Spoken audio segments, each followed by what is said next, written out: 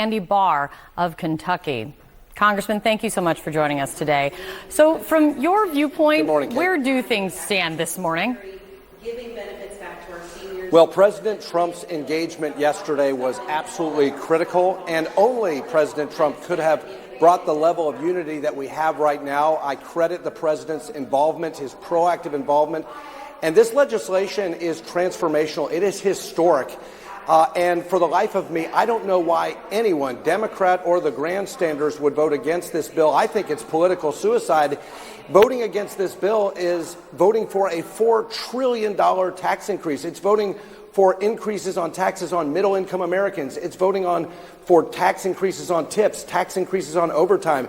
It's voting to decrease the standard deduction. It's voting to decrease the child tax credit. So voting for this legislation is voting for the largest tax cut in American history. And it will be jet fuel for the American economy. So I think it's very politically perilous for anyone to vote against, to vote no on this bill. I'm a hard yes, because this bill will turn our economy around, and the president has been key in bringing the conference together to this point. I think we're going to pass the bill tonight. And we will see on that. There's a lot of clearly conversations going on behind the scenes right now. But one thing that we did hear from some Republicans coming out of the meeting is that the president did not convince them to be on board. They are still concerned that the votes are not there. Let me play this.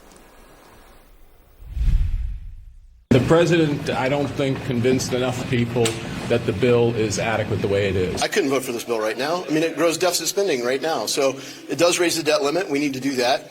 But it doesn't cut spending. I ran on balancing the budget. I don't know that I could sleep at night if I don't stick to that. I would say that if the vote were held right now, it dies a painful death. How do you address the concerns over how much this costs and how much this adds to the deficit? Is it even possible to allay those concerns at this point? Well, look, first of all, the CBO score is wrong. The CBO has been wrong repeatedly. It was wrong when it projected budget surpluses with the Inflation Reduction Act, the Green New Deal. It was wrong by almost $500 billion. It was wrong when they scored the first Trump tax cuts. They were wrong by over $1 trillion. Why?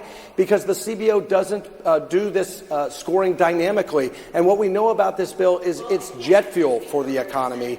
You said the CBO, but Congressman, you say the CBO is wrong, but you have your fellow Republicans are concerned because the CBO is the only nonpartisan scorekeeper that Congress has, and I have seen and I have highlighted over the years in covering Congress how lawmakers on both sides of the aisle lean on the CBO when it is to their benefit and say what you just said when it is not to their benefit.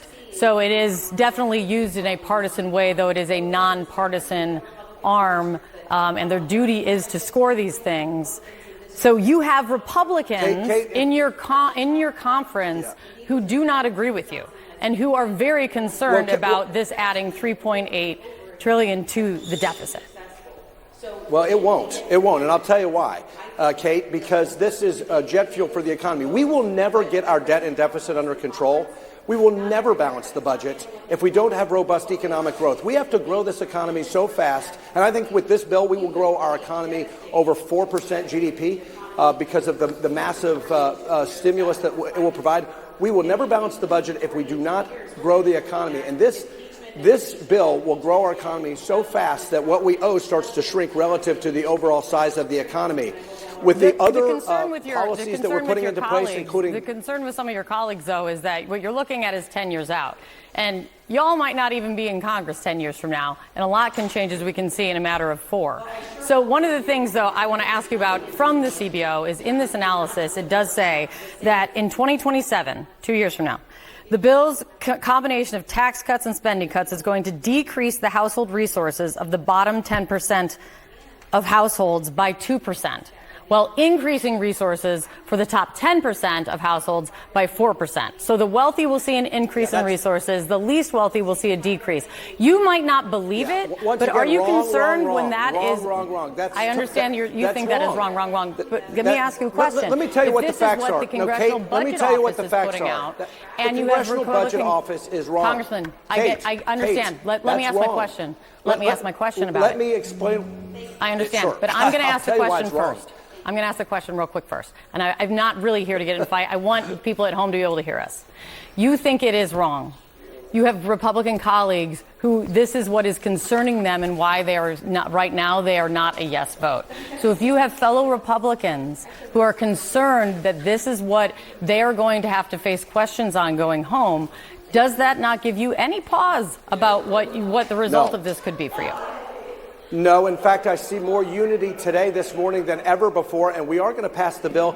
A lot of those concerns have been allayed with some of the last-minute changes and because of the president's engagement. But the reality is that if we don't pass the bill, this is a $1,700 tax increase for the average family. In Kentucky, for a family of four that earns $61,000 a year, if we don't pass the bill, it's a $1,200 tax increase. That is not... Is that based on the Congressional Budget Office? This is not a tax cut for the wealthy. Kate, let me tell you something. The top rate on the wealthiest Americans today is 37%.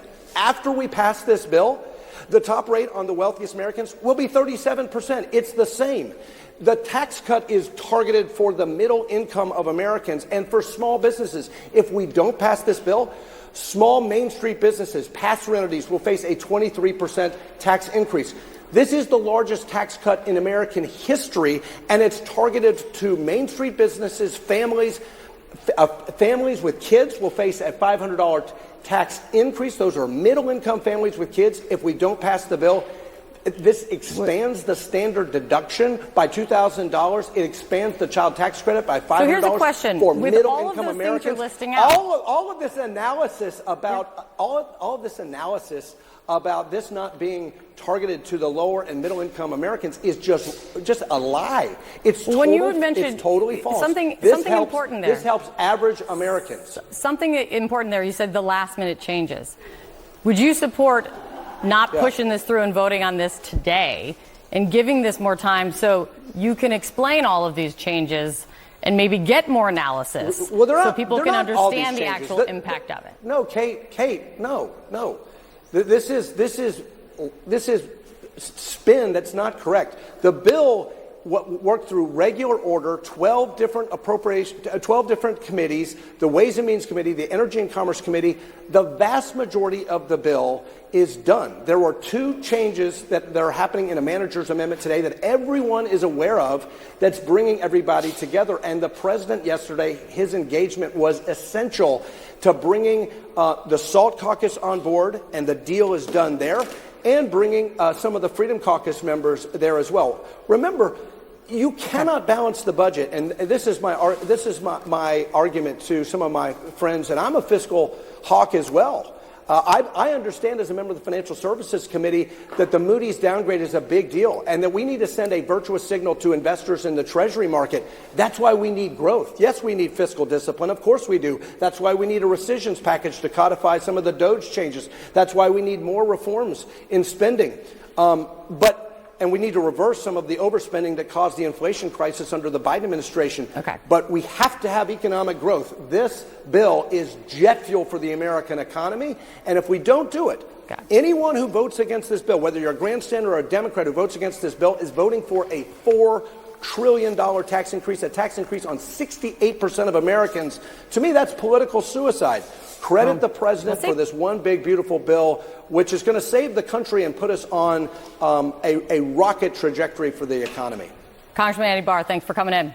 We'll see what happens today. Thank you. Coming up for us.